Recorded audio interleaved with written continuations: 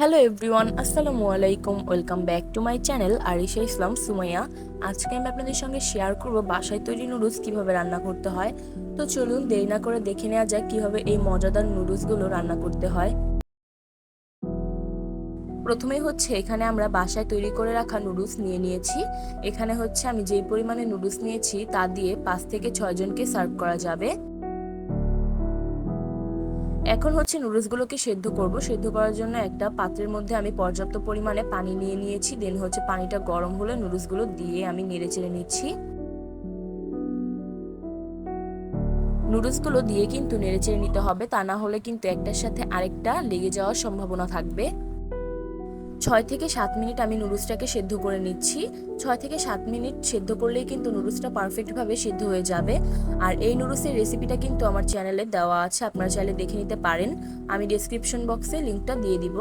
তো এখন আমি নুডলসটাকে একটা ছাঁকনির সাহায্যে ছেঁকে নিচ্ছি, পানি থেকে আলাদা করে নিলাম। এখন আমরা রান্না করব। রান্না করার জন্য একটা পাত্রের মধ্যে আমি পর্যাপ্ত পরিমাণে তেল নিয়ে নিয়েছি। দেন এখানে আমি 3টা পেঁয়াজ কুচি অ্যান্ড 4টা মরিচ কুচি দিয়ে দিচ্ছি। ভালো মতো নেড়েচেড়ে পেঁয়াজ এবং মরিচটাকে ভেজে নিচ্ছি যতক্ষণ না পর্যন্ত হালকা একটু ব্রাউন কালার হয়। পেঁয়াজ এবং মরিচটা হালকা একটু ভাজা হয়ে গেলে দেন আমি এর মধ্যে দিয়ে দিচ্ছি একটা ডিম। ডিমটাকে দিয়ে ভালো মতো নেড়েচেড়ে নিতে হবে।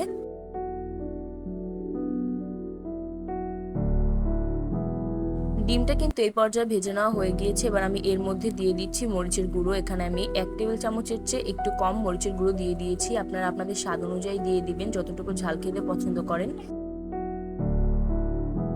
দিয়ে দিচ্ছি অল্প পরিমাণে লবণ। লবণটা কিন্তু দিতে হবে যাতে পেঁয়াজ এবং ডিমের মধ্যে লবণ থাকে। যাই হোক, এখন লবণটা দিয়ে ভালো মতো নেড়ে চেড়ে নিচ্ছি। দেন এর মধ্যে আমি দিয়ে দিচ্ছি সেদ্ধ করে রাখা নুডলস। আর নুডলসটা সেদ্ধ করার পর কিন্তু আপনারা একটু ঠান্ডা পানি দিয়ে ধুয়ে নেবেন যাতে করে লেগে না যায়। এখন নুডলসগুলোকে আমি নেড়ে চেড়ে ডিমের সাথে মিক্স করে নিচ্ছি।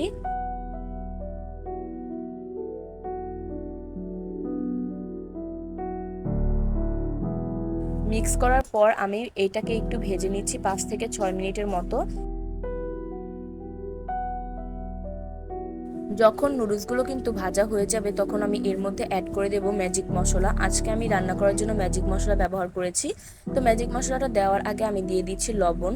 লবণ দেওয়ার পর আমি দিয়ে দিচ্ছি ম্যাজিক মশলাটা। এটা কিন্তু যে কোনো মুদি দোকানে পেয়ে যাবেন মাত্র 5 টাকা করে।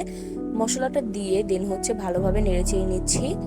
আপনাদের হাতের কাছে যদি মশলা না থাকে তাহলে কিন্তু সেক্ষেত্রে আরও একটু মরিচের গুঁড়ো অ্যান্ড অল্প পরিমাণে হলুদের গুঁড়ো অ্যাড করে দিতে পারেন, কোনো সমস্যা নেই।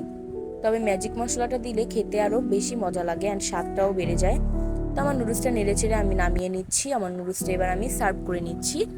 আমি বারবার বলছি নুডলসটা কিন্তু খেতে অসম্ভব মজার। আর নুডলসের রেসিপিটা পেয়ে যাবেন আমার চ্যানেলে, আমি লিঙ্কটাকে ডেসক্রিপশন বক্সে দিয়ে দিব। তো আমি এখন নুডলসগুলোকে সার্ভ করে নিচ্ছি। সবাই বাসায় ট্রাই করবেন। আর আমার আজকের এই ভিডিওটা ছিল এই পর্যন্তই। আশা করছি ভালো লাগবে। ভালো লাগলে অবশ্যই লাইক, কমেন্ট অ্যান্ড শেয়ার করবেন। আর আমার চ্যানেলটাকে সাবস্ক্রাইব করে অল নোটিফিকেশন অন করে রাখবেন, যাতে আমি কোনো ভিডিও ছাড়ার সাথে সাথে আপনার কাছে নোটিফিকেশন চলে যায়। তো দেখা হবে পরবর্তী ভিডিওতে। সবাই ভালো থাকবেন। আল্লাহ হাফেজ।